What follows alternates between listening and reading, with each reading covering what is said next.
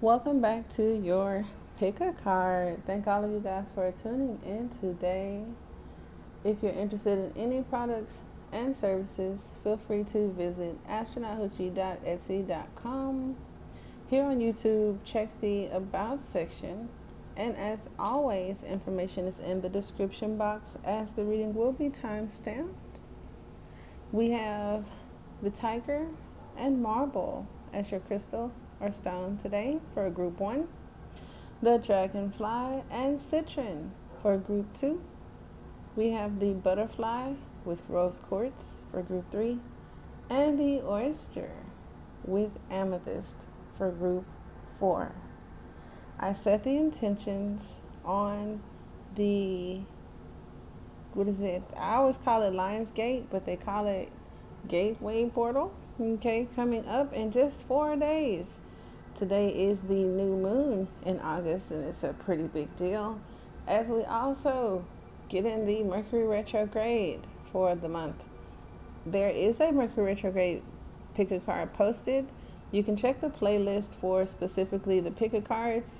We also have coffee cup readings and collective readings, as well as the additional channels. Feel free to check them out. We do guided meditations focusing on the chakras, quantum healing, and our neurological systems for a better quality of life. All right. Now I will give you a moment to make your selections. If you need more time, feel free to pause the video and we will go over your interpretations with your cards that have been pre-shuffled, and we will take clarifiers live. Okay, so I will be shuffling live and pulling cards with the oracle cards that have been selected for you guys, and I'll give you a moment to take a breather, go with what intuitively pulls you. Me personally, when I do the pick a cards, I don't know, I look with my mind's eye and then one always sticks out over the other. If there's more than one that you're pulled to, then there may be some information in multiple selections for you. But yeah, I'll look at them almost like a gazing, right? Not focusing on any one over the other, just kind of gazing at the screen. And then, like I said, one of them always like intuitively gets my attention more than the other. And that's usually how I go about choosing my pick a cards for crystals, charms, whatever the case, okay? So take your time, make your selections, and after a moment, we'll get started with group 1.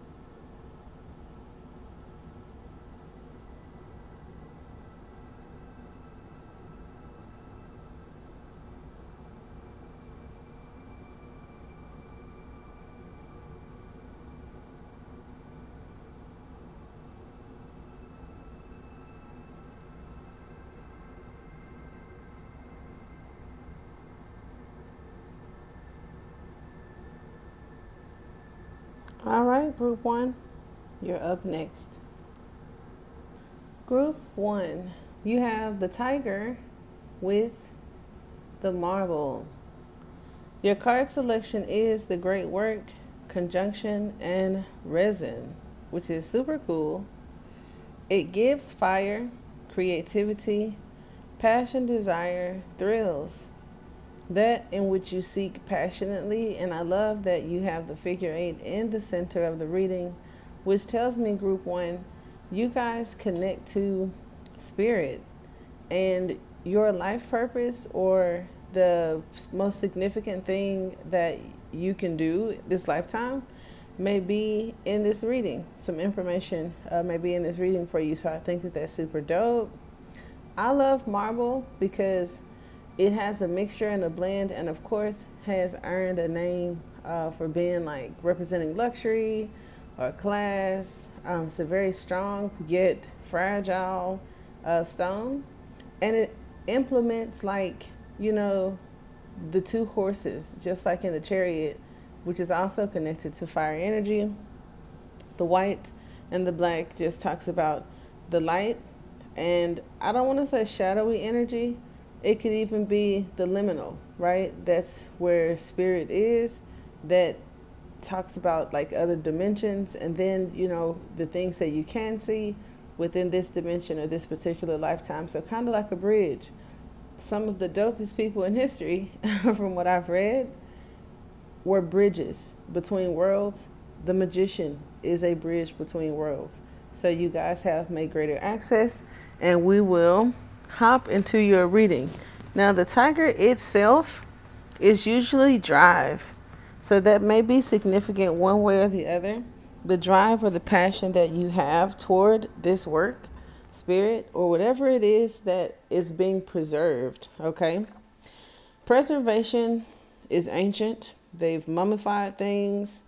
They are also trying to find a way to preserve the consciousness from passed on individuals so that they may once live again, right? As we're in the age of Aquarius. And it's not funny. I just giggle a lot. So look over me. Some of you could be reincarnated. You know, it's not impossible to reincarnate and then lack a little bit of awareness of your spiritual connection to your past lives or spirit. So just imagine you have treasures that may have been kept with you in past times, but you're here reincarnated into a new form with a new life. So energetically, how do we pull from that bank, right? How do we get things that we've already earned, completed, and use those to our benefits this lifetime? We will see. So let's start with the tiger, which is the lunar force, ease in darkness and feminine energy.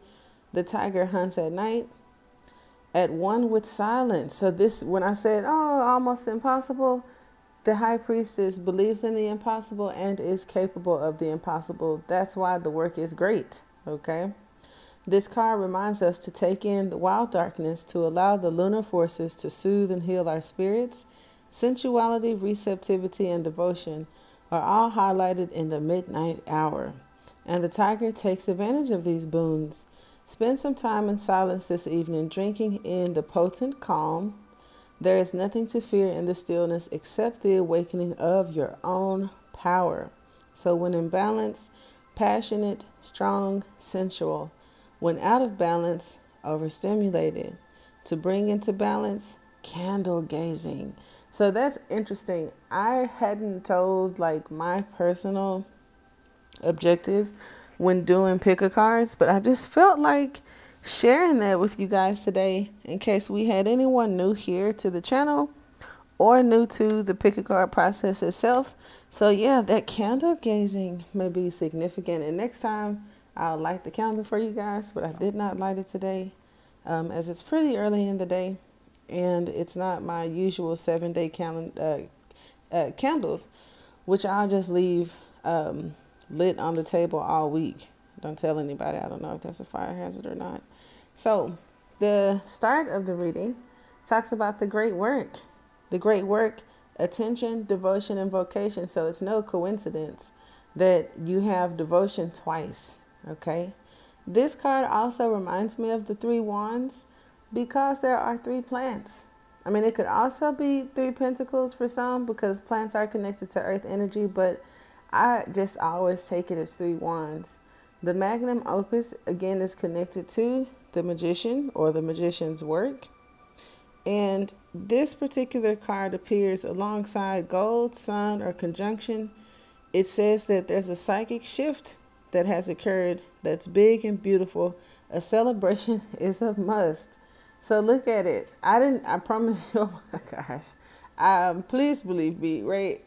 I pulled out the guidebook so that I wouldn't just give my intuitive interpretation. I also want to share additional things that I may have forgotten. And it says right there, group 1, if this card is next to the sun, conjunction, or gold, something has happened that's good, okay? And a celebration is coming.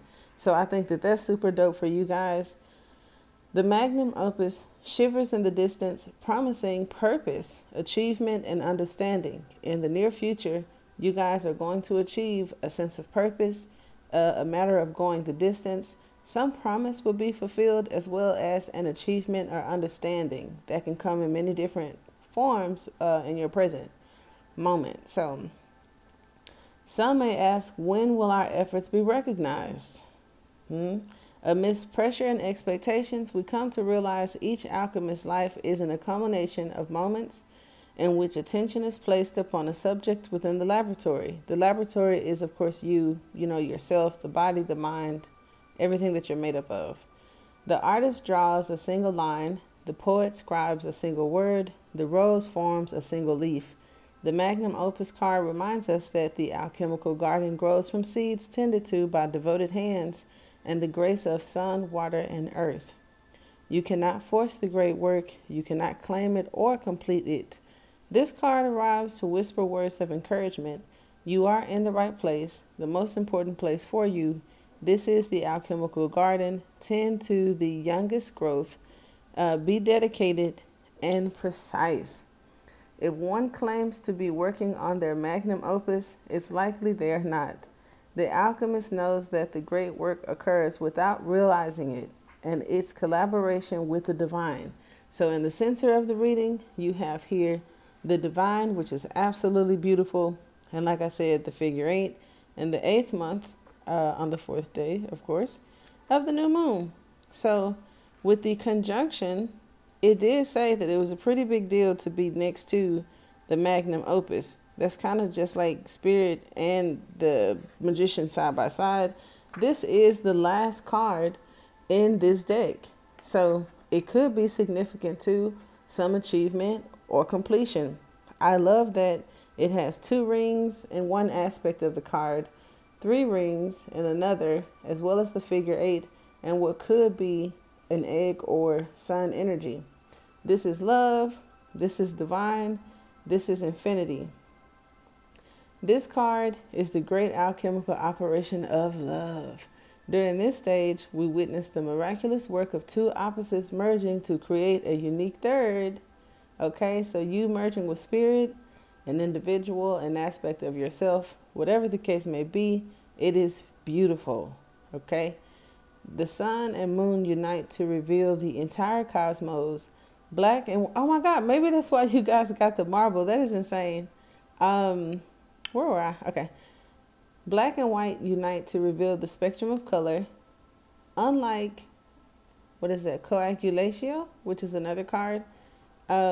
This one represents a conscious and benevolent union. Ooh, for some of you, it's a conscious and benevolent union. One that springs forth from awareness, acceptance, and devotion. So you've had devotion come up already 3 times. Pay attention to that. It is not compromise, but rather activation, a holding of tension and presence that allows each of the entities to thrive and express themselves. So that's how that tiger's coming in. Experiencing this is one of the blessings of the human experience, whether this bond is human, nature, or divinity. Recognize it by the stirring of your heart, an element of surprise. So through the opposites arises the infinite. There may be an element of surprise on the horizon for you, group 2. And notice you have the 3 hearts. So you have 3 flowers, 3 hearts. That is very interesting. I will say that because the strength card in the Wild Unknown deck has a rose in its mouth. The 2 of Cups has 2 roses with it. So it's very interesting, I'll just say, to have the 3 roses and the 3 hearts. You get where I'm going with this? With the tiger, that is extremely interesting. To not change the trajectory of the reading. It just sounds like 3 is definitely not company here. But in addition, that also strikes the chord of this celebration, right? Interesting. Here you have the resin, okay? Now with the resin, this is holding, adhering, and surrounding. Resin is a miraculous material. It offers both stability and transparency. For centuries, sculptors and activists have used it to capture an object in time and place, preserving it for observation or adoration. Envision a delicate insect or flower suspended in a paperweight. Such is the alchemical energy of resin. Its qualities are protective, sealing, and hardening. When this card appears, there is a holding that's occurring, either literally or psychically. There we go. While well-intended, someone may be limiting the one they wish to protect. There may be an aspect of nostalgia at work in the laboratory, and unwillingness to let go or change. On the other hand, the resin card can indicate preservation of that which is most valued, a return to what's been lost. Okay, so we're going to look at this together. A return to what's been lost is significant to your gifts, your abilities, and like I said, the boon, the things that you've completed, the treasures that have, I don't like saying were buried with us, but that you hold near and dear to your heart, because the memories are still there in the blood and the heart. You just got to find the key and unlock it. Some of you, this is divinity as stated, and others of you, it could be psychically, okay, and physical. All right, so we are going to take some clarifiers for you, group 1, and I will try to keep my mind in one direction. See, look, when I said I would try to keep my mind in one direction, there we have it. I am not going to venture off. You do have the world card, and I said that this particular card, because the deck cut itself as I was picking it up, but this card is the last card in the alchemy deck. So let's take a clarifier for each card. We have Capricorn and desire for some of you, a release of some sort of desire. You are being protected. Now, there may have been regret with this opportunity, this person, this thing. You do have the horse here, the chariot, and we did talk about the opposites. The one goal may have been gold, seriously, but somebody wasn't ready and something ended.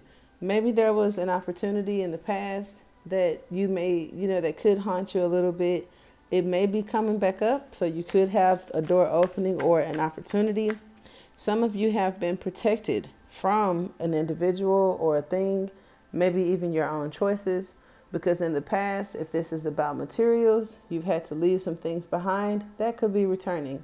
If it was a love or something that you loved that you walked away from just for self-care or whatever reason, I do feel that may be in the cards as well. And look at the rays in this particular card, matching the 3 wands, okay, the 3 flowers of that one. So now let's get a clarifier for the great work. Okay, hold on. I see the holding, okay? So maybe some of you are no longer holding on to things that cause some sort of trigger, trauma, okay? Oh, look at that. We have the strength card coming out. Now look at them. Oh my gosh. You have the figure 8 with the rose and the lion with the sun. So it did say you're very lucky if this sun card comes out, and I'm going to take this as the sun card coming out. The 4 of Pentacles is also tied like to the Emperor. The Emperor is someone that may have or has a destiny to complete some sort of work, because that's the King of Kings. Woman or man, it just represents a level of completion. your connection to source and spirit, your guides that may have led you through, look, these opportunities and the path that is less taken. So some of you that may have had opportunities to go in other directions based on generational issues or just life paths that were convenient. This says that in the near future, for some of you, there's a portal of opportunity, and others of you, this is someone moving away from what was once, moving away from, okay. So you may have already done this, and or it could be in the present moment, but it's an energy of having an idea, right? Getting very excited about it, looking into the future, seeing it coming in, kind of like visualizing. But then in the Three of Wands, we're no longer waiting and like we turn away, but with the same level of excitement or finally making some sort of decision. Even though this isn't the Four Wands, I did look at it as like some sort of direction or a network, even though it traditionally means like saving and holding on. Some things are saved for later in life. I've done a lot of natal charts, and for some people, your boon or the auspicious times are later, right? Be it this relationship or this aspect of your life. Now, for some of you, there may be an opportunity at the gateway portal to do something within a relationship or your purpose. Now, the reason why I said a relationship, because again, you have the Strength card, and I keep hearing a lover returns. Now, I don't know if it's Leo, not sure if it's Scorpio, but you also have the Death card here with the Daughter of Cups, okay? Something is being done in your favor, because that's kind of like now we're moving into the energy of like the death wish story. And it was just about something that was lost, and this person took it upon themselves to make right some wrongs. But others in the environment wondered if it were truly that person or if there were higher elements involved that was like doing the work for them. Does that make sense? So it's like I'll just say it. The guy lost the wife to some shit, and he went on a spree of trying to correct that, you know, in her honor or whatever. But no human would get away with, you know, something of that nature. And they felt that it could have been the universe itself, you know, on his side, helping them pull it through. So it doesn't have to be that dramatic for some of you guys, but there are some strings being pulled in order to preserve or save something that meant a lot to you, that there may be some regrets or a missed opportunity, or we were protecting you at the time from it. And here it is, some sort of return. I think that that's dope. Now, what's a little strange is for the raccoon to come out with that card is a little different. All right. And maybe that's why you have the marble, where it talks about a mixture of things that don't necessarily blend together, but are still mixed together. So we're going to dig into the raccoon, which normally represents kind of like a little bit of hiding. It talks about the shadowy energy in hiding, and in reference to your talents, your gifts, or your abilities. Now, the raccoon energy is at play within all artists to greater or lesser degrees. At best, it indicates talent, tenacity, and skillfulness with a particular musical instrument or creative tool. Its shadow side points to an unresolved issue. So next to the Four of Pentacles, it is saying that there's possibly an unresolved issue that's lurking within this situation. Now, that sometimes leads to the return, or, you know, why we haven't received or experienced that return, okay? Self-image and success could be an aspect of it, like hiding ourselves because we're not where we feel we should be. And Spirit is saying you're exactly where you need to be at this point in time, and maybe even digging into ourselves to see why we feel like that, or what the issue is that may be unresolved. So sometimes using a stage name or wearing a mask works in the artist's favor. Other times it limits creativity. Am I who my audience thinks I am? What if I am ready to grow into something more?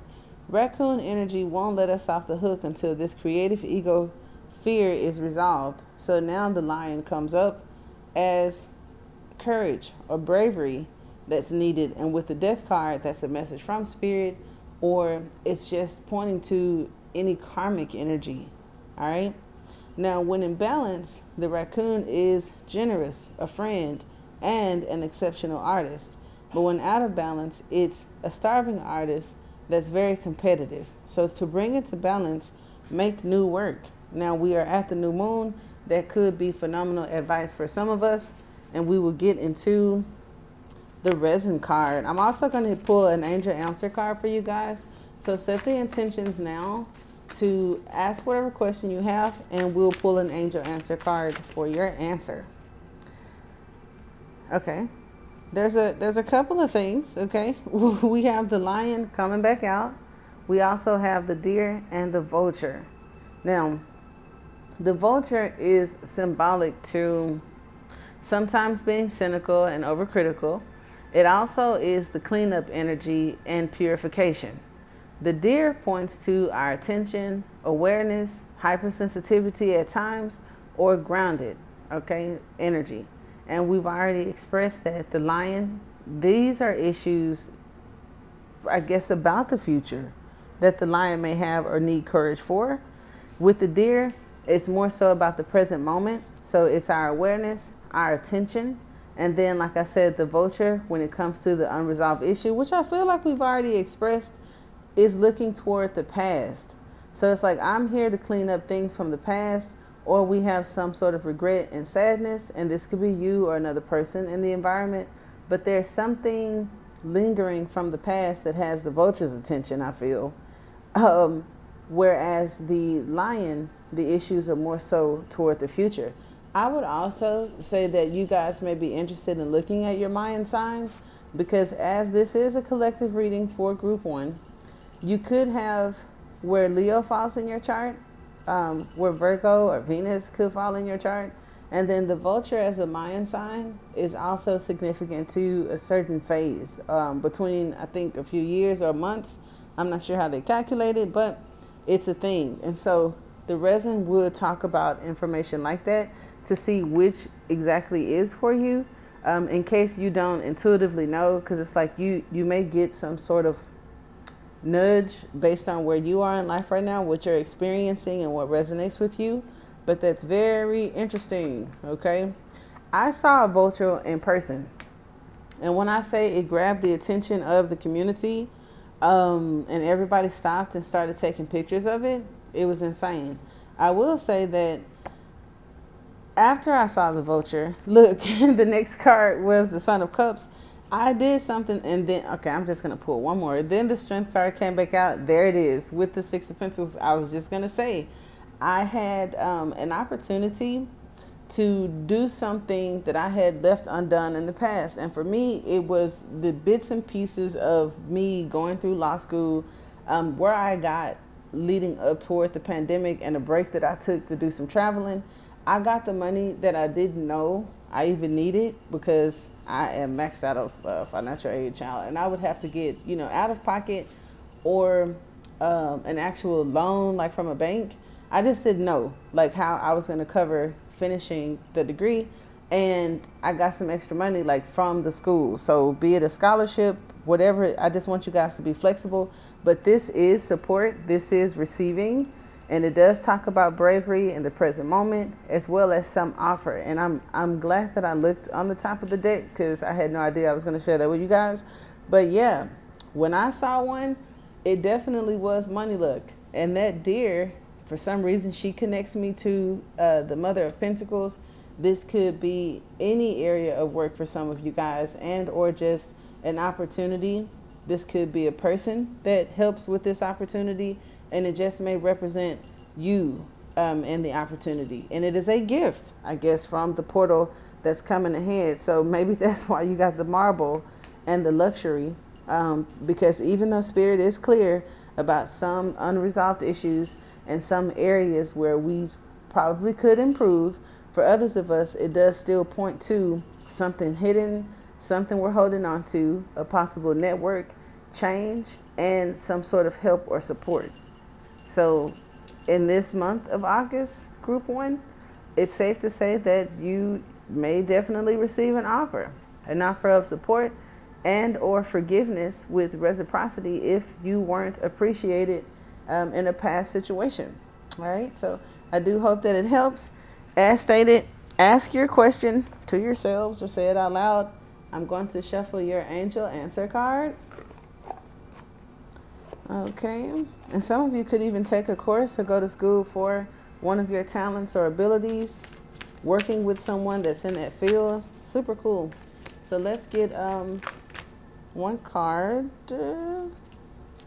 for you, group 1. Collectively, let go. Okay, that's very interesting. And for some of you, there may be something within the next few months, if it's not within the month of August itself. Now, we are going to flip over your card. Oh, you got no. And that may be a good thing, because if you did that after I said no, we're protecting you from something. And the only reason why you want it is because you're still holding on. And the vulture is like, focus on this. Okay. So that is what I have. And I do hope that it helps group 1. Group 2. You guys have the dragonfly. And what I love about the dragonfly is, in my experience, I came across an Emperor card from the Mary L. Tarot, which is one of my favorite decks. And he had a dragonfly tattoo on the side of his head. And it was cultural. It was beautiful. It was whatever it was supposed to be, right? And I can't unsee that. So if I consider that, because I trust her, she wouldn't have put it there for no reason.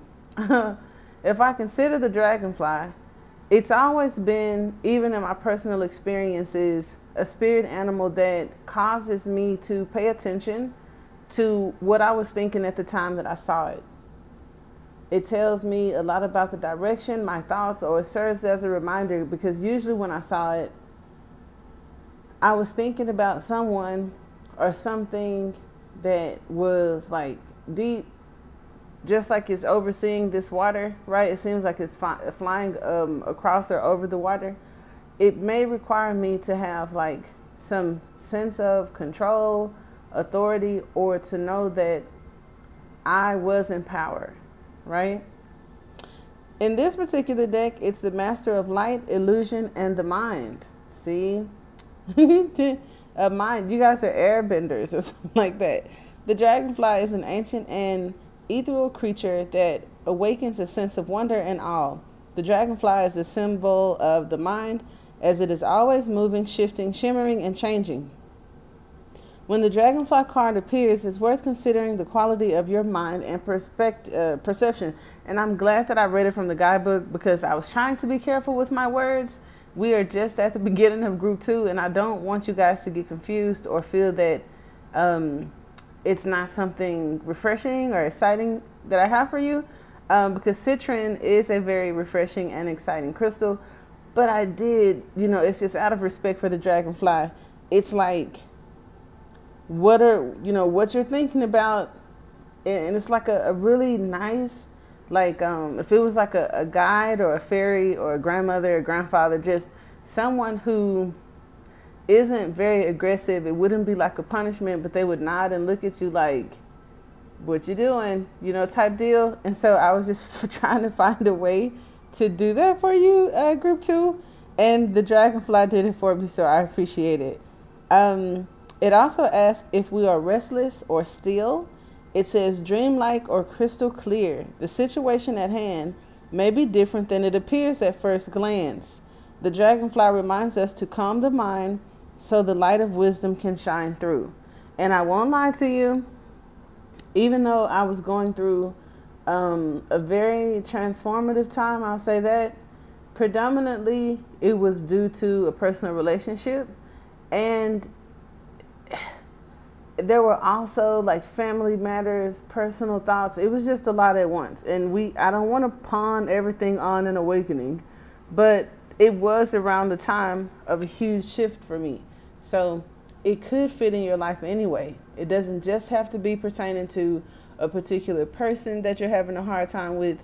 And it could be a series of things that seems like they're hitting you all at once. I'll be honest with you. So when in balance, It sees clearly, it's joyful and magical. But when out of balance, can't concentrate and the mind is really busy.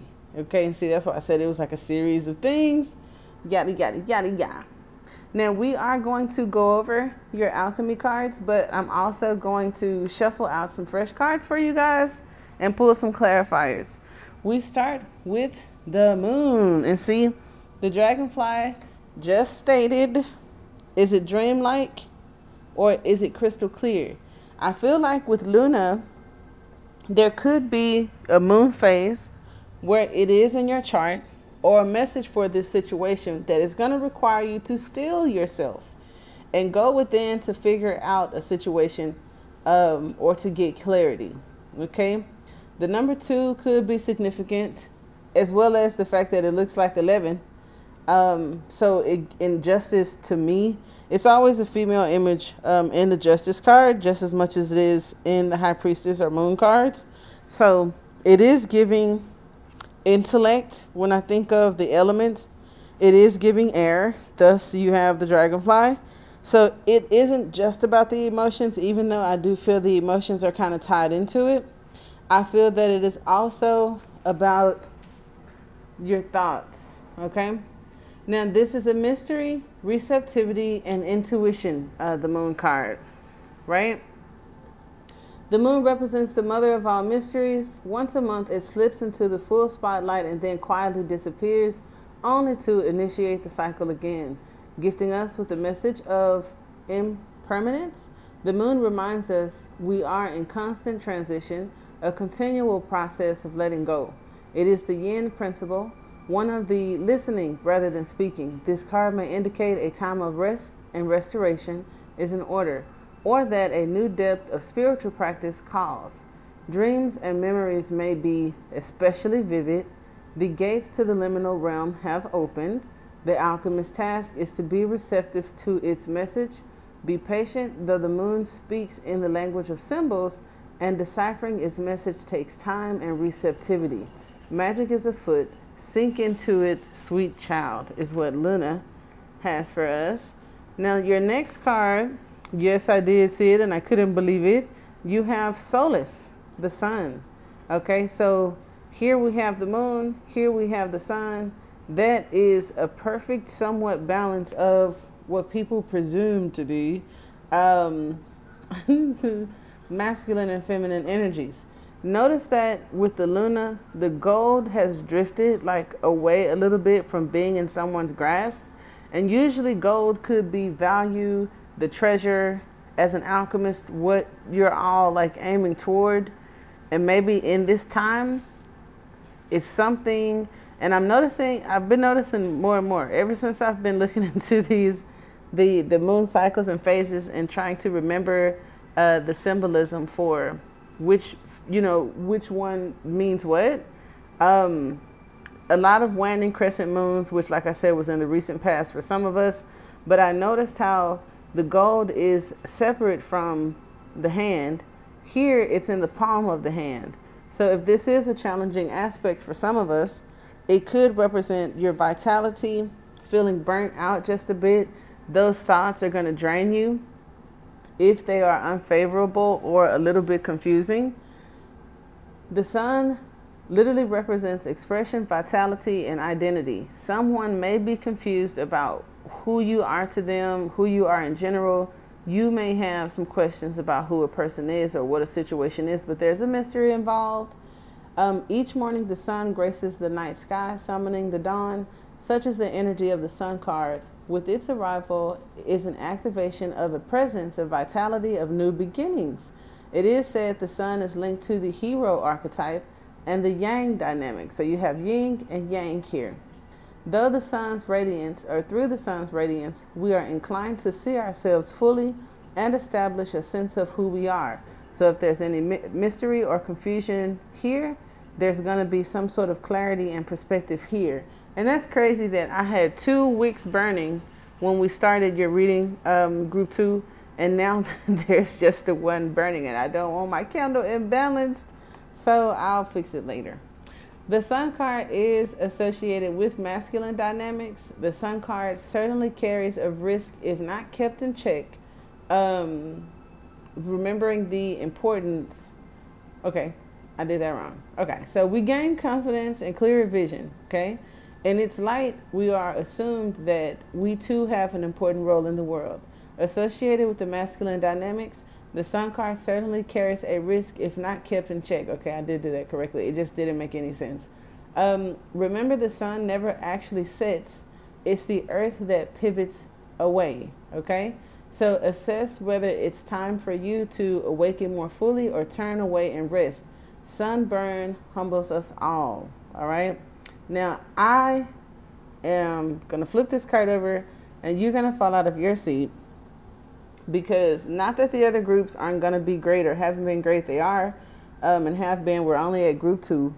But I will tell you, after reading from the guidebook, not my own interpretation, the sun card, I knew it had some validity and it was going to be special. When I saw these cards come out, I didn't have the best understanding as I do now. Intuitively, I knew that it involved completely opposite dynamics, but a very wholesome combination.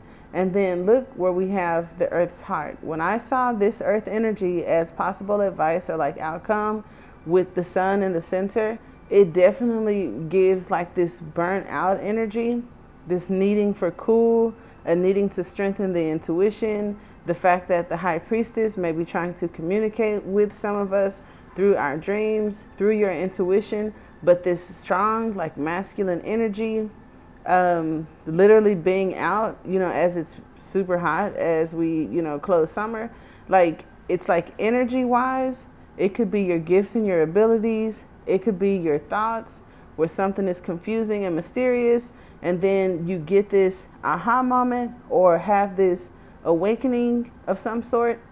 It still requires grounding. So multiple things can be true, right? But this earth energy, it's what's going to balance us out for my super empath spiritual beings that may feel a little bit overwhelmed by certain aspects of the awakening or being overstimulated or whatever. Being grounded and pacing yourself is very important, because it says the earth's heart. When I think of the heart, I think of a heartbeat. And a heartbeat is usually how you can pace your breathing, slow it down, still yourself, calm yourself, which will help if we're needing to gain clarity toward a situation, if it would benefit us to strengthen our intuition, or if we're balancing out our own dynamics. Because here is what, you know, humans presume to be divine feminine energy and divine masculine energy. The divine is one, right? But they don't have genders. So when people associate the feminine with the moon and man or masculine with the sun, these are both feminine energies. Just how they exude the power, and I guess you say, well, how can it be both feminine if there's no feminine and masculine? Okay, let me say through the elements and how they categorize the planets based on their behaviors, right? Or the stars based on their behaviors. This would be the same thing. There's no opposite when it comes to what it is. It's only a how it is. So where this is reflective and it glows, and this exudes and shines, people have categorized it to be related to dominant versus like submissive energy. But it's not the sun that has a connection to 80% of humans and 80% of the planet, because the moon controls or has a strong connection with water. This earth is mostly water. Human beings are mostly water, and the sun does not have that connection. You see the water? So I just wanted to point that out. Maybe some of us are having some dynamic, very earthy conversations, because that I just pulled that, you know, it just fell out of my mouth. But if you are having some 3D experiences, that the emperor is sometimes the head of household or the head of something, and then you have the moon and the sun here, that's very interesting concept, where there could be conversations about that dynamic and I hope that I have helped some, okay? And I don't want to step on any toes because I haven't said anything inappropriate, and I caught myself when I was like, well, they're both feminine if you ask me. Nothing's wrong with feminists, but I'm not a feminist. I'm pretty much just an information gatherer and sharer. You know, I don't really care one way or the other, but as I learn, I share, and I thought that was interesting because I learned differently. I always hear he in reference to the creator, and I always hear, you know, the moon is associated with, you know, the women and femininity, and then the sun is like all masculine and all that kind of stuff. And that's the furthest thing from true if you look at science, biology, spirituality, mysticism, Judaism, or just plain out facts. I couldn't see how the wool is like over the heads of me and the masses to not have done the research to see that that concept is man-made and kind of goofy when you look over the facts. So I just, if that could help you in whatever conversation you guys are having in the near future, that one is free on me, buddy. Or if it leads you down a rabbit hole to understand how human nature and how we create things and we teach things that become tradition and they lack validity as far as like fact and truth, like universal truth. So the next card you guys have is the Earth's Heart, which originally what I felt is the pulse, depth, and buried treasures. So you may be getting some sort of insight and clarity about a gift or an ability or something that you're thinking about. It's important you're thinking about it. It's buried deep in your heart, which could be very soulful in regard to your path, your purpose, unlocking something, a person, an experience. It's all there. It also has multiple layers, but as you can see, it resides in the darkness and the stillness. And in this particular photo or this lineup, it is the moon card that has that liminal space, right? And it's away from, like I said, the materials, whereas the material is here. And maybe we're trying to understand how to grasp something, how to get something for some of you. Now, amidst our phenomenal scientific pursuits, and see, why does this card start with that? As I was talking about like science and facts, that's crazy. So amidst our phenomenal scientific pursuits, we have yet to journey to the core of the earth. We can only suppose what is there. Such is the mystery of this card. It is related to the alchemical image of the cave and the fourth chakra located at the heart. This card appears when there's something blossoming deep inside that requires our attention. Ooh, intending to. Yikes. It could be a new love, a way of serving others, or an offering to the planet and its resources. Its alchemical text, Coverum Terra, roughly translate to Earth is the true heart. So that's very interesting. I did think, what if our galaxy is nothing more than a celestial body, and parts of us are in the head and parts of us are in the arms and the heart? And people have also used that ideology when it comes to the creator. So that's kind of cute. Whatever that means, that's a big conversation to have. But slowly, something may be revealed to you. And it also says that the journey of discovery will take you through many layers and then slowly revealing her gifts. They call the planet a her. You know, I'm sitting here shaking my head because the planet don't have genitals.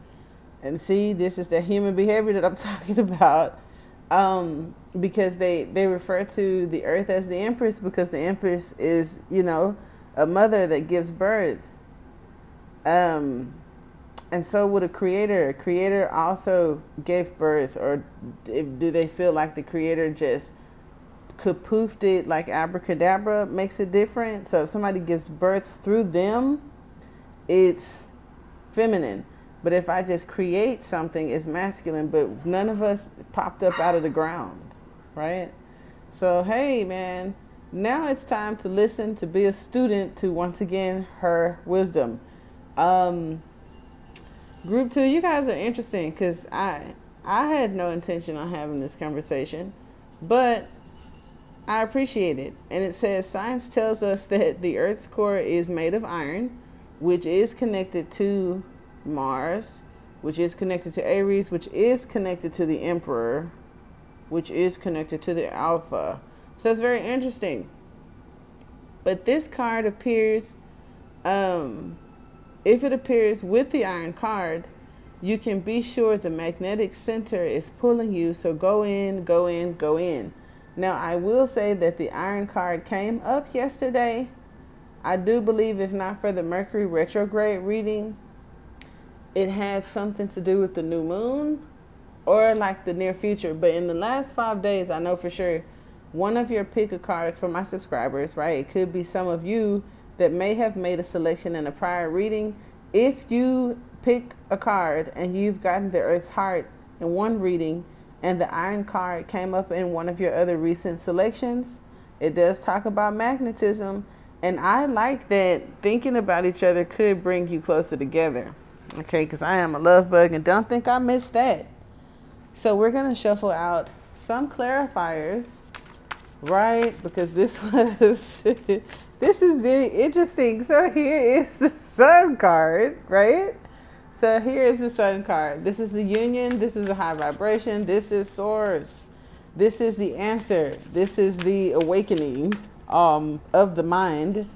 The Four Wands talks about an engagement. This is a mystery. These are the details. These are the plans. Someone may be planning something. Others of us, it's like if you have been doing a lot, I ain't gonna say people pleasing, but the Four of Wands is about hosting. It's about an event. It's about catering to. It's about getting things together. It's planning. It's a lot, right? And so if you've been doing that, these puppies are crazy. If you've been doing that, that does talk about being burnt out with the information. But others of you, it could talk about an engagement, and that would probably be for individuals that are currently in relationships, or it's something that you are indeed trying to manifest. Now, the Wheel of Fortune coming out with the Sun card definitely is very highly auspicious. It is a boon card. This may be marriage because we have Leo, we have the Hierophant. So for some of you, there may be an engagement or maybe marriage. Okay, if you're thinking about a person and wondering where it's going, or I would hate for you to wonder if they're even actually single. I would definitely hate for them to actually be engaged. But we have Taurus energy here. We have Leo energy here. And what I can say about the both of these energies are they are very, they're very, I want to say masculine, gatekeepy. So if this is like cute terminology for something that's happening near the 8th of August or the month of August for you, great. If it does talk about marriage and an actual like good husband, that is also great. For others of you, it just talks about possibly meeting this person online. There being some sort of collective engaging, like going to an event and meeting this person, or. Okay, because we got the High Priestess at the bottom of the deck. And I feel like she's manifesting something. I feel like whatever this is coming from something deep down within you. It could be past life gifts, something that you're manifesting. Others of you could be, you know, mystics and taking into consideration the Kabbalah and where you currently are for the Emperor to even be coming out, and the number 4 or the Wheel of Fortune. So keep that in mind. The Wheel of Fortune also talks about time. Okay. Now, some of you guys are like, I want to say protectors. You're being protected. Oh, okay. So this is your energy too. Because the King of Wands is like vitality within itself, and it can sting you, right? For some of you, because the tarantula came out, it just gave me a little hint note that you're also being protected from some energies. The frequency of the planet could be shifting. Thank you, Spirit. It's like, get it out of your head. Always trying to match make people, okay? the energy of the planet could be shifting. The frequency could be shifting. This also looks like the grid, or like the connections, the satellites and things of that nature around the planet. I did see, I was logging onto YouTube to do a video for you guys, and I never use these emojis, but I think a satellite and a taxi cab came up, and that was crazy because the taxi cab is the same color as the sun card, and who knows what that satellite was for. So there could be an opening, a portal, some sort of engagement or communication between you and the divine with this activation. Keep in mind, okay, with the Eight of Swords, it does talk about those of you who use talismans, or what do they call them? Seagulls?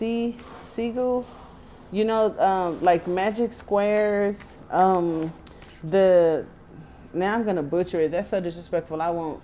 It's a Chinese tradition as well, and it's their variation of like the magic square, where they use their energy, numerology, and like deities or something like that. If you ain't into it, that's cool.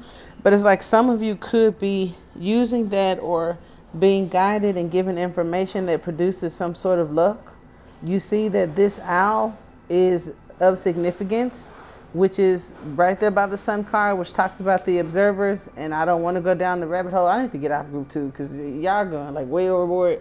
But the moon is also where they said, it's where they said that the observers are. Like they said the moon is hollow, ain't nothing in there.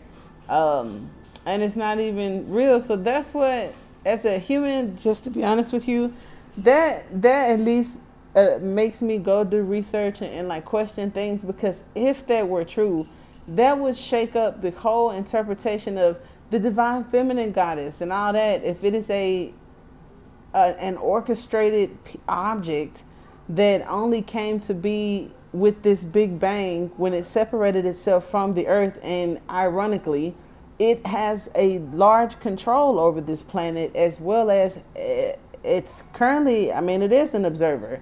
It's the cycle of the moon, and the human beings on it, or the creators on it, have a strong connection. The planet is mostly water, the people are mostly water, and the moon controls the water. And was at one point allegedly connected to it, and then there was a bang. So group 2, very interesting. But nonetheless, the owl is also money, luck. Stay focused, because you have something good that you're manifesting. The moth usually is attracted to the light. So if there are people who are attracted to your light coming up out of the darkness, just be mindful to not put yourselves into toxic situations and environments. Have negative thoughts or thinking. Focus on raising your vitality. Make plans. Pay attention to details, because the devil is usually in the details. And focus on networking, communicating. Focus on the highly auspicious aspects of you. And notice on this card, look at the moon. It is now in a waxing phase, whereas when we started, it was the waning phase. So that's at least a 2-week kind of stretch here when it comes to whatever this event is that's being planned, possibly. So 2 to 3 weeks, group 2. Now I did angel answer cards for group 1. So go ahead, set the intention, ask a question, and I will shuffle out an angel answer card for you. That was crazy. It got a little crazy. Okay, so let's see here.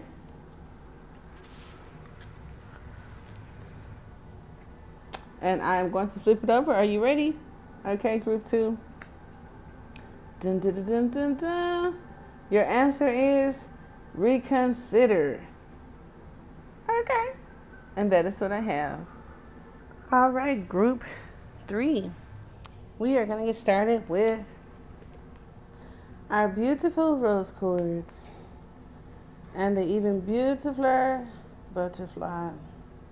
Now, what I'll say about this combination is that butterflies are usually only present in great conditions. Even though it represents change, transformation, and growth, butterflies would not be in areas of, you know, like if there were bad air quality or destruction and like negative energies, butterflies would not be there. Okay. Now the rose quartz is also a very high vibrational soft stone that normally would indicate just like love, beauty. If there were a need for like a darker environment, I would think like obsidian or something like that. So it's giving me the great change that you could be going through is beautiful. Even if it doesn't feel like it, okay? Don't block me, wait, hear me out. Now, the energy of the butterfly itself represents a period of transformation, since air is the element of the heart. Never knew that. This change usually involves relationships, or if you love your job, perhaps your career. Since transition is accompanied by some amount of discomfort, be extra patient and kind during this time, especially if the butterfly is you. Let solid friends and activities support you like a cocoon. Committing to one daily routine, a meal, practice, or prayer, done at the same place, same time, will do wonders for lifting the butterfly spirit. So when in balance, cheerful, graceful. When out of balance, fragile and frustrated. To bring into balance, daily routine. Okay, love that. Now you guys have alchemy cards. We're also going to shuffle out clarifiers and set your intentions now for the angel answer card. So you get to ask a question, and I'm going to pull an angel answer card for you guys by the end of your session. Okay, so let's get started with Pluto. Okay, and I do feel like they have been rearranged because I thought Pluto was last, but everything has reason. So no, why salt was last. I think Pluto was first. So we'll go. I love tens. You have 10, 33, and 38. 8 and 3, I believe, is 11. We'll get started with that. Now, I do feel that this could be even a guide for some of you guys, giving advice for situations that are transforming. That could be your life purpose, career, or relationship. So this advice coming through the Oracle cards or tarot may be specifically from what you consider to be your guide. Like if it's a relative or, you know, source, spirit, someone like whatever, you know, the deities are, something like that. Because the wise salt and then the numerology that I'm getting from the 3s and the 1s could be symbolic to someone that may have been incarnated as human at some point, and or someone that is no longer here. Okay, so that would be like a guide or advice coming from a person who or something, right, encouraging you that may have been in this position and are offering the advice like ascended masters. You know, they've mastered ascension, right? And we're all here on this planet hopefully to raise our vibration and cut through some of the energies that keep us on this wheel, right? So we will go ahead and begin with you. Now, Pluto within itself could represent an aspect of your chart. When I see the ash, it also makes me think of like the Pluto Scorpio energy that's like the Phoenix rising. The Phoenix rising is connected to the Queen of Cups, and wise salt coming out for the Queen of Cups does represent a gentle creature, an empath, someone sweet and very beautiful, going through a transformation. And like I said, either someone or something that has been there, done that, and or just like giving you some sense of like coping or pats on the back, because the Queen of Cups in the same kind of like sentence with wise salt is like learning a lesson and or evolving, since we do have growth, right? So the Queen of Cups eventually, through the trifecta of the Maiden Mother Crone energy, the last phase is the Sage or the Crone. So it's either like the Sage Crone energy giving advice to the Queen of Cups, or it's like the Queen of Cups energy that becomes it. Now, if you're a guy sitting in the audience, please do not get distracted by the terminologies that I'm using. It could be you and this is just the energy or situation, could also be a female, right? And then some more wise advice regarding the situation, because we did clarify that this could be about relationships. All right, so we'll get started with Pluto. Pluto is one of the big homies. Like Pluto, Saturn, Uranus, they are considered to be aspects of like the gods, you know, where the gods sit or something like that. It is in between, in this particular deck, Neptune and Chiron. So that's a little bit interesting as far as the positioning of what we have. The Pluto also represents the underworld. And see, I knew it because I was going in so heavy on where butterflies don't belong, and you know, the air quality, the people, beautiful places and all that. The underworld is everything but that, okay? Power and compulsion is also what this card represents. And it asks us to ponder on the miracle of small things. So I absolutely love that.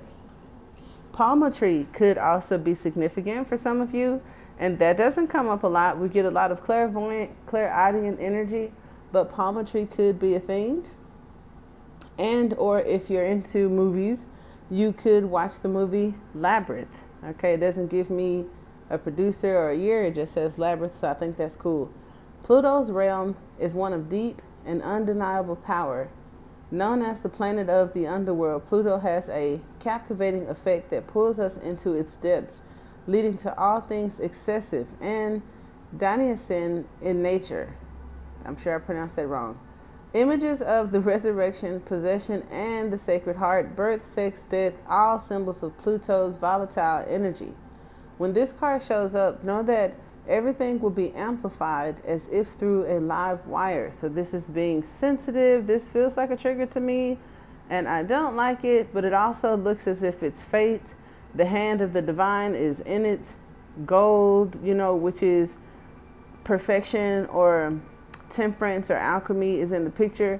We have 7 skulls. So 7 could be significant. We have 3 on one side, 4 on the other. Which is wisdom, okay? So there may be some wisdom, like I said, from your guides or guide in reference to a transformation that is happening now or in the near future, because I'm noticing that the web is on the right side going into the future, okay? Now, though Pluto's force field can be ruthless, this tiny planet pushes us toward necessary growth. When we follow its mesmerizing pulse, we are taken into the depths to be changed. There's no point of pretending in the underworld. There's no point of pretending that the underworld is not at work. Admit that you're in it and find the support you need. Not making it worse is a big compliment, okay?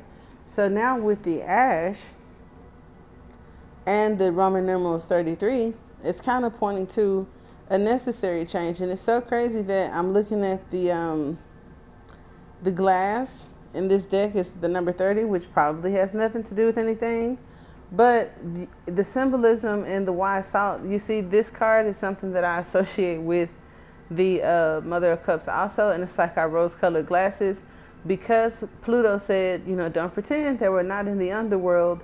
It's like in the glass, this fog could represent what we're refusing to see, and it also could represent the ugliness of what we're describing as the underworld, but seeing it differently to cope. Some of us, the cards are saying don't do that, because even as a coach, I have recommended, you know, we've all said the whole fake it till you make it thing, whether it's sports, entertainment, or life, but this particular situation is saying you don't have to trick your brain. You don't have to see everything on the bright side. No rose-colored glasses. Admit, accept, see it how it is for whatever reason, because it's necessary for growth.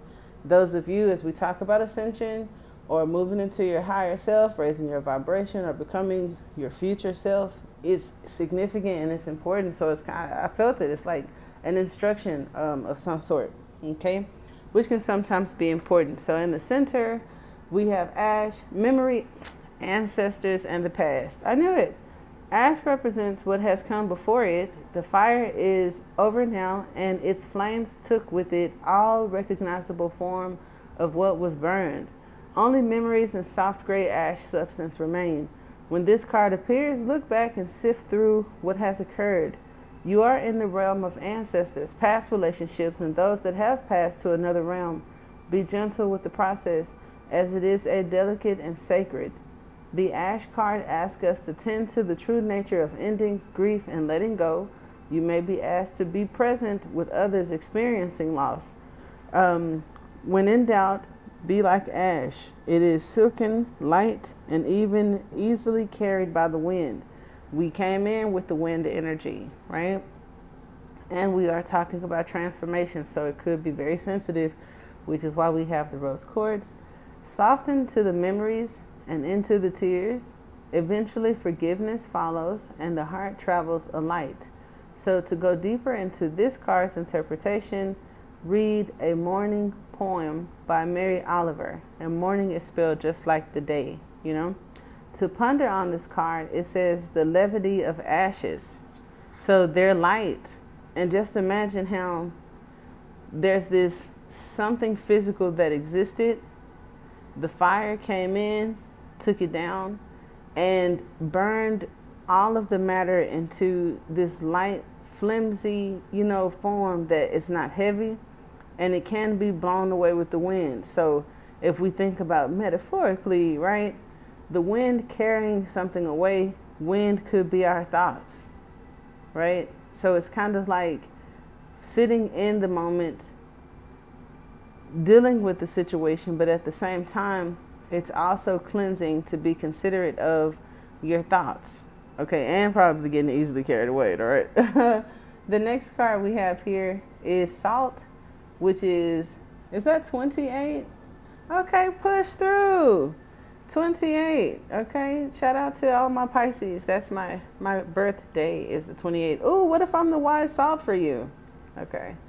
2 8s are significant to the Gateway Portal, Lionsgate Portal. We are in an 8th year, right? So 2 2 4 2024 is 8. So it could be significant to this year in reference to a change from the past or a transformation from the past, because I'm looking at the direction that the butterfly is facing. However, I'm also looking at the direction that the webs are facing.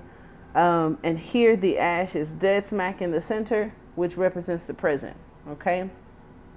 Now, wise salt also pointing to the future, and it has this, you know, that old school thing of when the light comes in and the rays go out.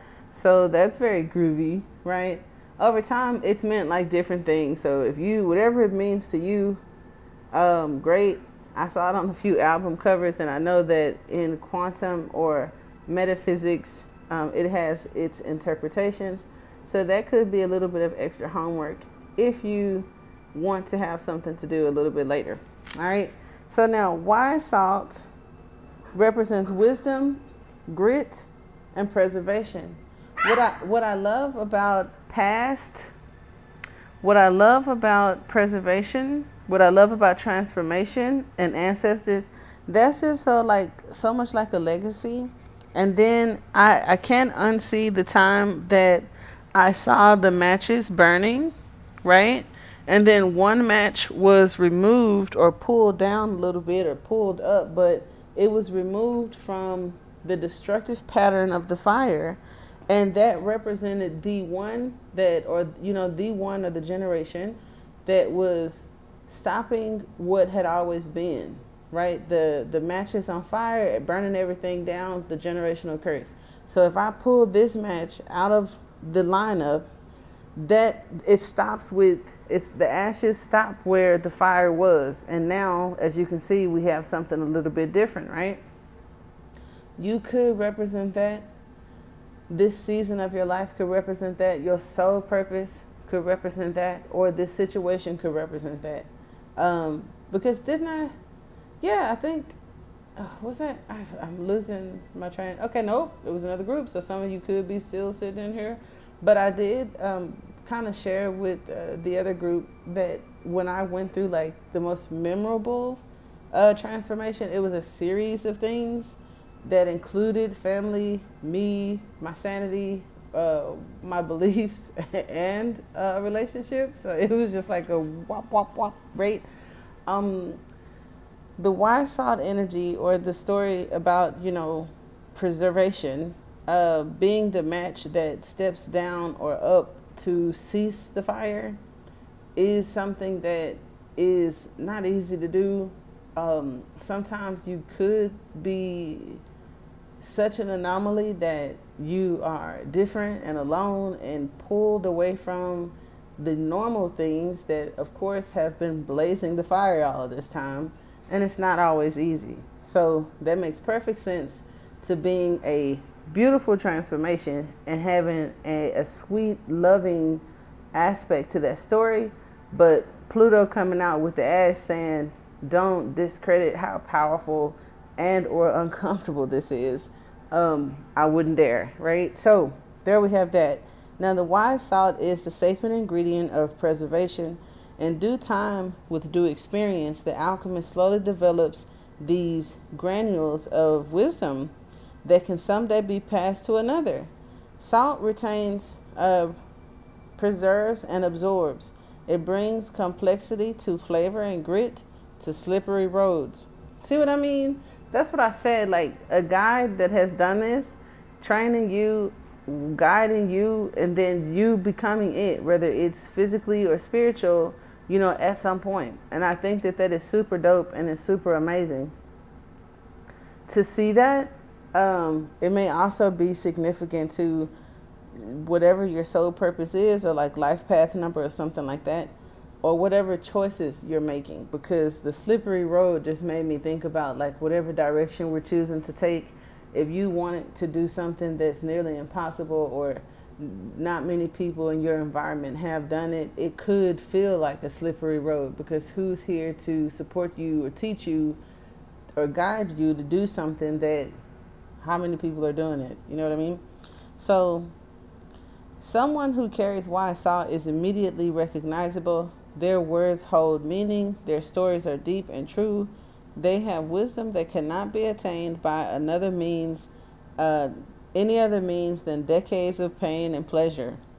You may experience wise salt through the elders of the community. When this card appears, know that everything you are going through will be of use down the line. Alchemically, right? You are being brimmed. So that's kind of cool, right? Preserve what you can, let go of the rest, and lean heavily on your elders. To go deeper, read about the salt marches in India. And then it says to ponder, taste, the taste of tears. And I don't know if that's a song or a book or whatever, but how do tears taste, right? So some don't, I don't know. Notice your interactions with salt today. Take an Epsom salt bath and use salt consciously in your meals, okay? Bless and thank it for its qualities. It's super dope. Think of a few people in your life who seem to carry wise salt. What is it about them that makes it so?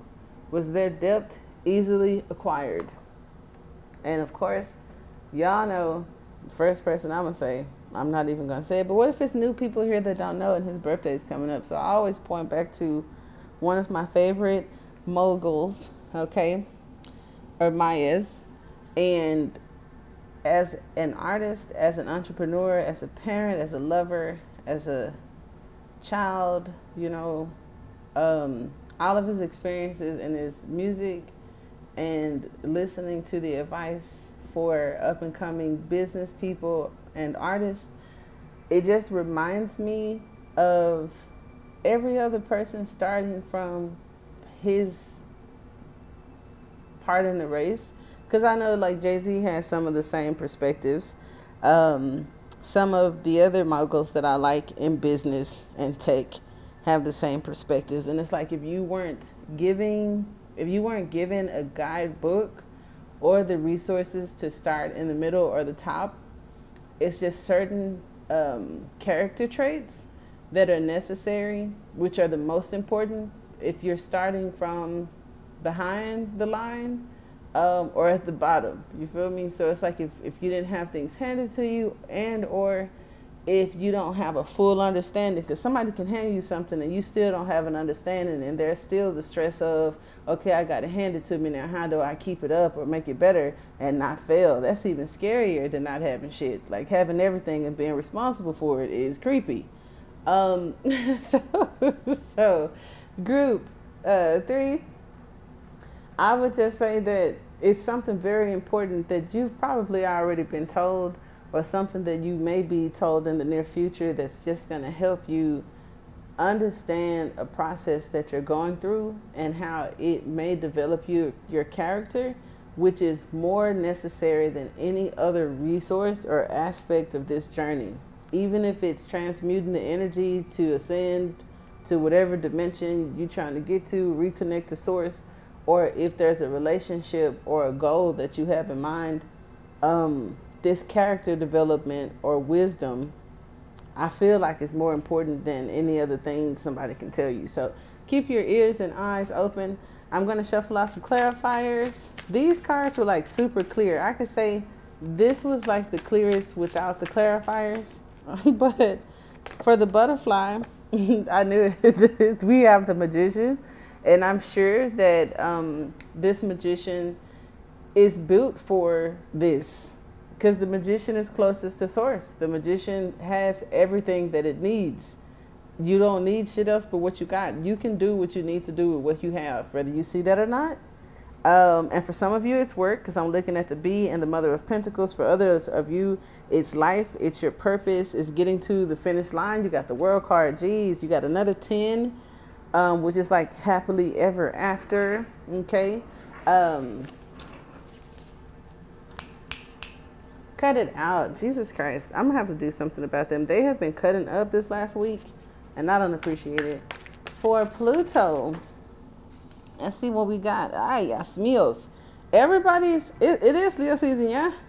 Because another group got the Father of Wands. The Father of Wands definitely, yes, like it's not work, right? For some of you, it is entrepreneurship. Others of you, it's creativity, energy, a person, okay?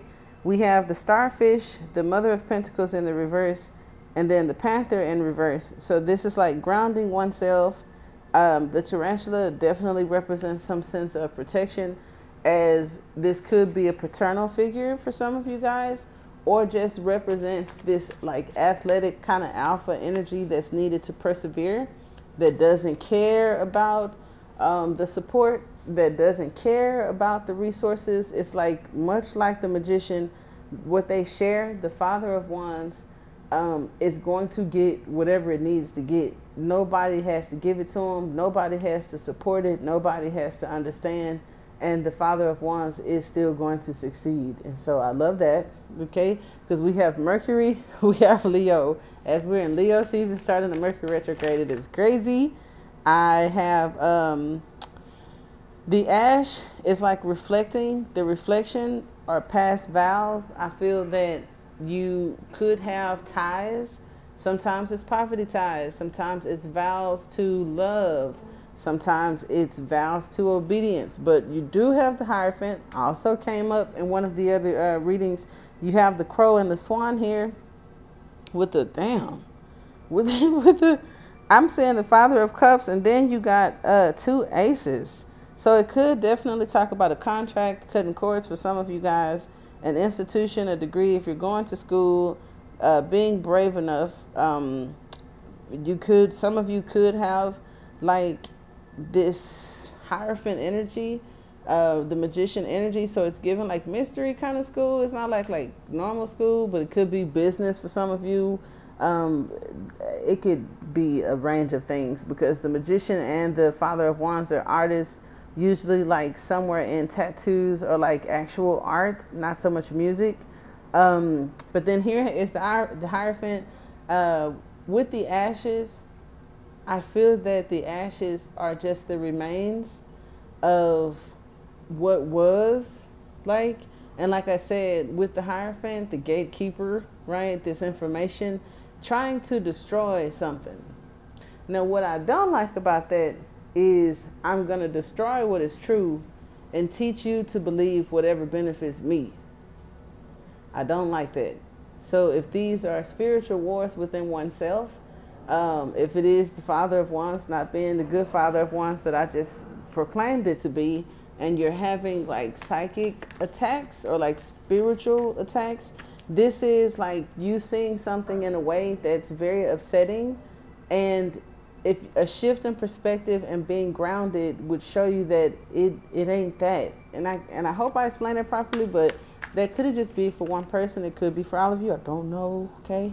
Why salt? This is somebody who has cubed the square already. You got the world card. I've already done this. You could have already done this in another lifetime. But you have the world card here, which talks about completion, which talks about feeling whole, which talks about confidence.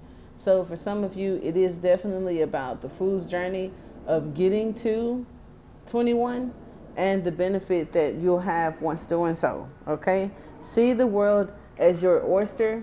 It does talk about having a high vibe, good intentions, being excited and being motivated, looking out, seeing the ships coming in. So it could also talk about visualization. I know that these two struggle with visualization. So some of you may need a mentor. Some of you may need to take classes or read some books and see how things were done, because your focus, and this isn't a bad thing, it could be because of the transformation you're going through, or the fact that someone else just could get you there a little bit faster, right? Because they've done it or they have the information that you need. So we are going to shuffle out your angel answer card. So go ahead and set the expectations now for an answer you'd like to receive as I shuffle. Okay, spirit's ready. And let's go. I'm going to sit it there. Okay, let you breathe on it. And now I'm going to flip it over, right? Because if I just flipped it over and you didn't get your thought out, that sucks. Yeah. So there's something better. Okay. I see that, but I do see peaceful resolution. All right. So whatever your question was, that is what I have, group 3. And we are moving to group 4. All right. Group 4. Let's go. You guys have the oyster. One of my favorite cards. I know y'all gonna get tired of me saying that, but I have had this deck since they came out. Well, I've had the Wild Unknown Animal and Tarot cards since I started on YouTube. I'll say that because originally I started with the Golden Dawn Tarot 15 years ago. But the alchemy cards, the archetype cards, since she did them, I've had them, and I'm in love. So anyway, the oyster represents it's the full picture. Okay, first let me say that. And then you have the beautiful amethyst crystal. Look at that, sparkle, sparkle. Okay. My favorite thing is I wish this were in color, because like my first set of cards I colored my cards in. This time I didn't do it, because you mess up one, it's going to piss you off and you're going to want a whole new deck or need one. But I would definitely color in this blast or this spark, and I would do like yellow for the sun probably. That's my favorite. It also looks like confetti, right? And so I oh my gosh. I did the coffee cup reading this morning, and I invited people that watch the coffee cup reading to come in and pick a card, because I did lay out the 4 choices. And when it talked about something to celebrate, maybe this is even bursting with excitement. Maybe it's something within you. You either know it's in there or don't know it's in there. Something that has been developing, growing, or transforming this entire time is almost ready, because it's beautiful oysters inside of the shell, right? I love that for you. And then how could I not think anything less than great with the amethyst there? So let's get started, group 4, with your reading.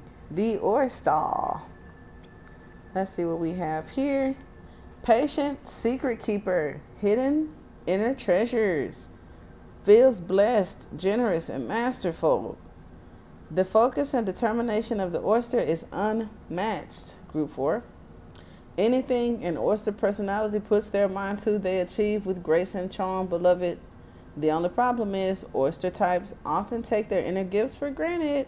They become shy or doubtful, and this can lead to withdrawing or protecting their deepest desires in life's work. When the oyster card appears, it's important to reveal your inner treasures. What is it you've been hesitant to share? The world is waiting to see. Okay, that was kind of creepy. I'm sorry. Well, I tried. So we do have your alchemy oracle cards here. I am going to take clarifiers with the tarot and animal cards. Ooh, look, you also have the shark, so it's like water on water.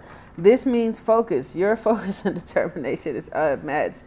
We're gonna start with Mars. Look, coming in with the number 5. That's what's up. 5 is for change. 5 is where the gods are, I heard. But we have Aries and Mars and power. Okay, I love that, and I hope that I'm not being too dramatic, but I just got excited, and maybe for a very good reason. Mars represents will, vigor, and activism. All right, with Mars by your side, we can assert ourselves in the world. Our presence is felt and our voices are heard. So for some of you, I'm peeping the keywords here. It may be the voice. Okay, are you preserving your voice or something about yourself, your presence? Okay, like a flame, Mars rises upwards and help us stand strong for what we believe in. Social justice movements are great examples of Mars energy in action. With clarity of purpose, Mars leads us to peaceful change. The upholding, oh wait, not y'all timer went off. It ain't been time. Okay, the like the flame rises upward helps us stand strong for what we believe in. There we go. The upholding of human rights and representing the unrepresented. So I love that. It's like someone who is a speaker or a leader for the underdogs. I think that is super dope. When Mars appears in a reading, there is strength and vigor required to face the challenges ahead. It may take the form of speaking your truth, getting yourself out of a harmful relationship or job, or getting involved in activist work. As alchemists, we must be very precise with our dosage of Mars. As an uncontrolled amount, it leads to outbursts and violence. Mars is most potent when paired with non-violence. Okay, so, and I'm sorry, I only laughed because I just said this outburst or this burst of excitement, which is super dope, but we don't want like bursts of violence, and that's not funny. First of all, it didn't seem like a harmful thing. It seemed like more of somebody like stomping their foot and standing up for themselves and putting their foot down, like crossing their arms, like, you know, something like that. So I wouldn't laugh, you know, at violence, but you have to see what I saw, okay? Now, the second card, you guys have the Sun's Splendor, okay? Piggybacking on something to be excited about. This is like my 10 of Pentacles card in this deck, okay? The Sun's Splendor is the highest boon card in this full collection. Okay, keep in mind the 10 of Pentacles is also connected to your health. So we don't want to bottle things up inside just to be popping off at, you know, ultimately because we repress things that out of anger or out of passion and have health complications. Okay, unexpected things that arise that's been hidden because of repressed energy or volatile energy. So I do want to be mindful of that. Others of you, you may be feeling magnificent, having a reason to celebrate, feeling passionate. Maybe it's taking the energy of the gods to help you to be what it is that you're destined to be. And you are one of many. And when I say that, I'm not saying you're not one in a million. But with the 10 of Pentacles, that's a legacy. And if you have inherited any gifts that you are to use this lifetime, there's like a whole array of archangels and ascended masters that you probably have for guides. Like that is that important, and you rock, right? Another thing that I noticed, I think, is the pinky Mars finger. Okay, I don't think they would have put it here for no reason, but I'm looking at where the gold is, as I have been for all of you guys' reading. The gold is here, right, where I think where the strength is, and it doubles down on you. You wouldn't think that this little finger is the strongest, but it is. You have all of these bigger fingers, you have your whole hand in general, but this is like real strength, and it doesn't have to be big, it doesn't have to be masculine, it doesn't have to be aggressive. It's just fucking strong, right? The sun's splendor comes in next. And I feel like your strength, your passions, and being vigorous, as well as your vitality, may be improving. And I feel like it's improving because you're improving. This card represents generosity as well as abundance. Now look, this card also talks about generosity. So maybe our generosity could be the source of our power, our strength, and or wanting to pop somebody upside the head. I don't condone violence, all right? It just fell out. So maybe somebody's grandma just channeled through me. I don't know, because that does sound very old school to say.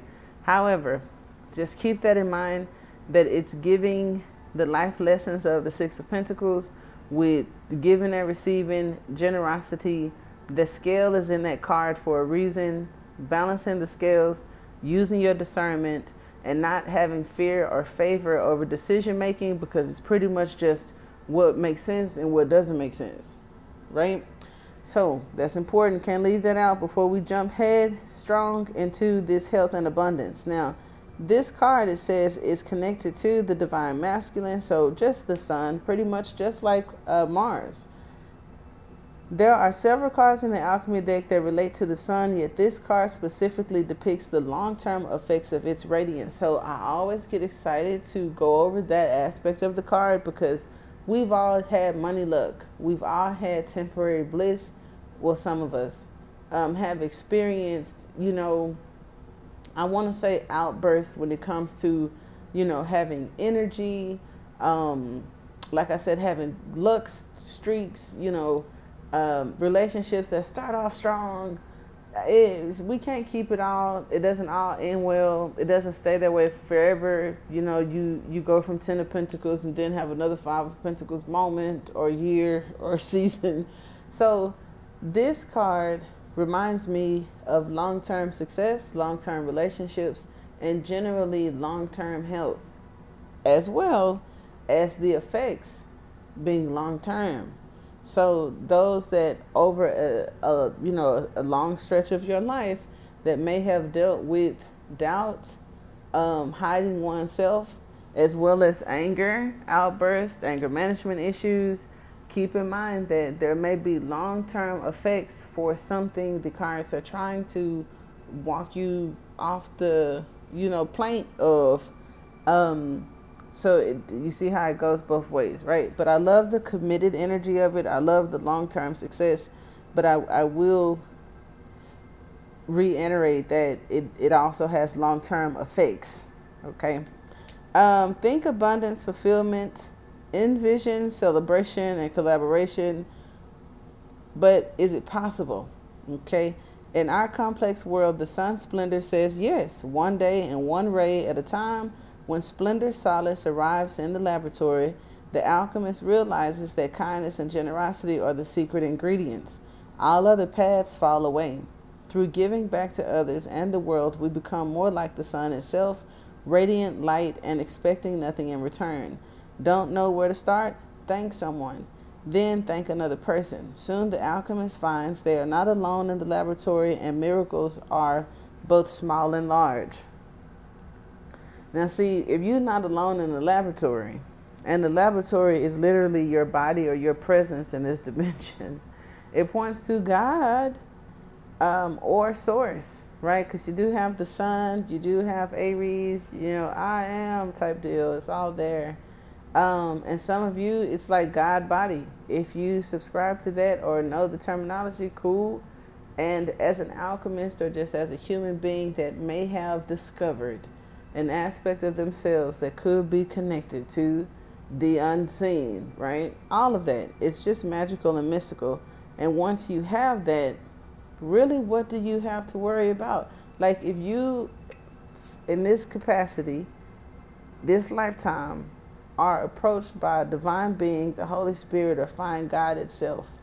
That's just like Neo finally finding Morpheus. Not saying Morpheus was God. It's just in that movie, it was the guide at the time, and led him to the other side where he was the master. Okay, so you trying to shift your dimension and be the one, or find Trinity or whatever.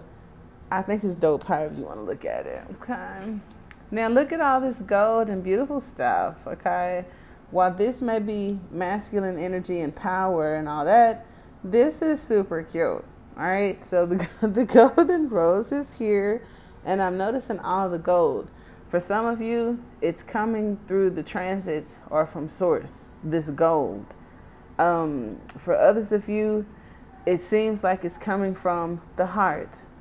And others of you, it's coming from within. So that is Kundalini-ish. If I unconsciously just mention the mind, the heart, and inside, that's God body. Because that's why they say you have to go through the Son to get to the Father. Don't want to disrespect anybody's religion. However, I have found similarities in those that wish to obtain a higher frequency or connect the pineal gland and activate certain aspects that, humans once had when they could, quote unquote, communicate with source. There has to be a heart opening. And I from what I believe, the crown chakra and the Merkaba, as well as taking the seed from the root up the spine, through the heart and throat chakra, up to the crown, to the pineal gland, that's passing through the Son to get to the Father. It's the same thing. But I'm pretty sure people would disagree.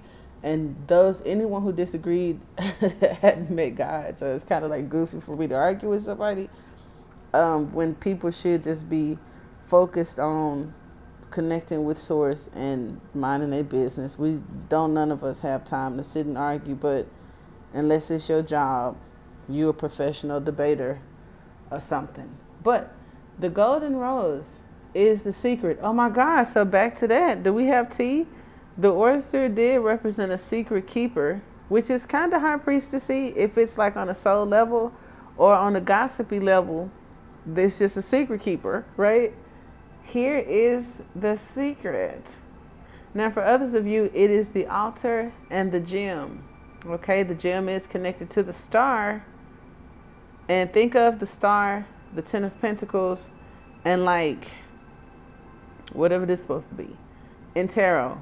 And I can't help but do that because I'm in love with tarot, like almost obsessed and infatuated. So when I have oracle cards, I be like, ooh, what tarot cards inspired this? What thought inspired this? But this one is just given Mars and Aries, and 5 because of the aspect of the power and the God, there. That represents what it represents, which is why the Hierophant, they chose to use the number 5 for the Hierophant, because like the magician, it has a significant connection to that, in a sense. Okay, so the rose has long been used as a symbolic image for the summation of alchemy. The outer petals representing the first 7 planets and operations, while the inner petal protects the revelations from unwelcomed eyes. But what exactly resides at the center of the golden rose?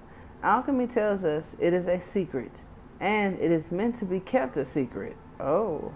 The rose spirals both inward and outward simultaneously. It offers beauty to the onlooker while concealing the inner chambers. This is the complex nature of the golden rose. It challenges the alchemists to reorient their thinking, to devote their work to honoring the secret rather than attempting to become the master of it. That alpha energy. Oh, okay. Well, I can't say it gets the best of us. I don't have that issue. And usually people that don't want to hear that they have it. But if Spirit put it on the table, I just put it out there, and it doesn't have to fit everyone. But it's like that ego thing where instead of focusing, like I just said, oh my God, I was getting there. How people sit and debate on what's true and false, what's right and wrong, you know, I'm the alpha, I've done this, that, and the other, I'm the divine, I'm. You could be, but it's just something about that energy or that attitude that's so far removed from God or source itself that it just, you can tell God ain't with you when you acting like that. So anyway, now it says to cherish the golden rose as it is a model of the self, more will be revealed. So it's like an aspect of you that you don't understand, that may be something as big as source itself, or some inner high priesty, like Hierophant energy, which still is necessary in the times because it's a guarder of the gate. It represents a messenger, someone who's prophetic or prolific or something like that, and how it is very important for you to monitor your health because it could even be a phase. I've seen some people with certain placements in their chart that says they're more susceptible to having experiences due to their nature and how certain transits would affect them, right? So some people who are very fiery and alpha E that could have fiery placements like Sagittarius, Taurus, even though that's earthy, they're still very, you know, could be kind of like aggressive, whatever, that they could have issues. And then even talking about Leo, since we are in August, that is connected to the heart and the arteries and stuff like that. And we don't want to be busting no veins, baby, or going into no cardiac arrest. So it's kind of like chill. Okay, now some of you, we have Aquarius here because these cards are followed everywhere. So let me get started with your clarifiers. I did see Aquarius. I did see some sort of collaboration or compromise. When someone is burnt out, you know, and momentum is building, it's like maybe working with someone else, persevering, and also taking some sort of break, trip, or vacation, because some of you need to relax. Others of you get someone that can help, and if you can't, don't burn yourself out, right? However, strike while the metal is hot is usually the message of Aries. And for some of you, striking while I think that's the saying, Spirit said I jacked it up. I'm a cornball. I probably did. Strike while the iron is hot. Okay, there we go. Thank you. Strike while the iron is hot. Some of you may have done that, and that's what's leading to this wealth. And it's saying don't tell nobody. This is actually like moving in silence. And who else moves in silence but the high priestess? And the high priestess has the compass in her belly, and the compass in her belly is nothing less than the God, right? That's why she's the guide. Oh my God, this is so great. So some of you may be discovering some truths. There's literally a secret. This secret has to do with a physical matter, possession, or some money that someone took or that you just didn't pay attention to because you was focused on something else. It could be a relationship, somebody within a relationship, some sort of harmony or balance. Yikes. So there is a secret. There's literally, for some of you guys, a secret that may be coming out. Somebody's been holding in how they feel a little bit. You got the camel that said, okay, get this one, because I'm seeing some of them stick out. Some of you, it's related to being grounded. It also talks about work. It could be a family situation where this Mars energy has to be in control of it all, has to protect everybody and do everything because I'm in control. I'm the provider. And the beaver is like work, but it's grounded, and it's not Mars at all. So it's kind of like the advice that someone with that Mars energy may need to have so that they don't find themselves in a sticky situation where they overpromised. The work is more important. The action, thank you, because Mars is also connected to action, and the beaver is about work. So we don't care about that ego and that alpha energy. It's like, are you doing the work? If you were doing the work, you would probably be more humble, because God, the Holy Spirit, every divine being that I've read about is very humble. The only ones that weren't humble were the actual people who thought they were gods or gods, and then the gods that later became folklores and Greek mythology and shit. They had personalities like humans. They may have been divine because they were mixed with the divine. I think some celestial beings came down here fucking with humans, and then that's how these gods came to be. But I don't think they're source. They were just gods, you know. And then you morph into the medieval times, you have lords and knights, you know. So it's like, how many lords we need? How many gods do we need? So yeah, here is to the sun's splendor. Okay, so you have the crow. Your wisdom and your guide is going to give it to you. This is like the ball in the Two of Wands. So seeing the world as your oyster, here is the oyster. You have something in you that is magnificent and beautiful, and I think is the seed that blossoms into this little seed. Somebody's gonna give it to you, and before you know it, you're able to turn it into this. So it may be a new idea. It could be a relationship. It could be a partner. You guys are going to take that seed, or you're going to take that seed, and this is just going to be like how you add water and then it just turned into a whole fucking plethora of things from this one thing. And I think that that's super dope. For some of you, it's definitely love. From others of you, I feel like Metatron is involved. You just got the Ten of Wands that asks you not to spread yourself too thin. And it also talks about the secrets, you know. It was saying hold something in for yourself. They don't need to see everything or know everything. And we have the Wheel of Fortune, which came up in a different position for another group with the Firefly at the bottom of the deck. So being attracted to your light, the Golden Egg, the Four of Wands, the Starfish. So group 4, I'm pretty sure that you're a star. Have hairy, okay? Have heavy Aquarius placements, or the divine being itself that's asking you to choose to move away from things that no longer serve you in effort to get this 10 of Cups, to get this wealth, health, and abundance. You can't take everything with you. And so that takes us back to why I saw the Ace of Pentacles, the Ace of Swords, and the Three of Swords, which talked about some sort of loss or coming out of some sort of block or entanglement. There's a situation with some money in a relationship or some people for some of you guys, and it's like, don't go crazy, okay? And I don't know what that's about, but I don't think the health, you know, the root, the heart can take it or whatever. I think that this one little incident or outburst or situation could have long-term effects, and it's like on the family, on the money, or on the health. Now that's not for everybody, so y'all stay excited, get pumped for the majority of the reason, or the majority of the reading. But I can't leave that out, that somebody could have somebody who was already overworked and kind of burnt out, having this outburst of anger or frustration that leads to some long-term effect unnecessarily. Like if you could listen to a video on YouTube to help you prevent something like that, you know, I'm so thankful for the time that we're in to have that.